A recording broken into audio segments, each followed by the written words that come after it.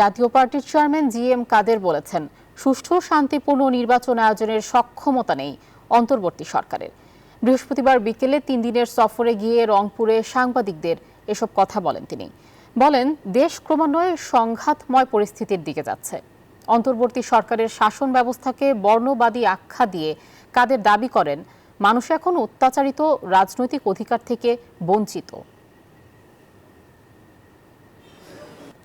রাজনৈতিক অধিকারের বিষয়েও আমরা সুস্পষ্টভাবে লক্ষ্য করছি, যেটা সেখানে অ্যাপার্থাইড বা বৈষম্যবাদী যে সরকার যেটা সাউথ আফ্রিকা ছিল, সেরকম বৈষম্যবাদী এবং বর্ণবাদী সরকার, সেই সরকারের মতো একইভাবে ওনারা রাজনৈতিক অধিকারকেও যারা তাদের চোখে যারা ফ্যাসিবাদের দোসর এবং ফ্যাসিবাদ, তাদেরকে সব রকম অধিকার থেকে বঞ্চিত করা হচ্ছে।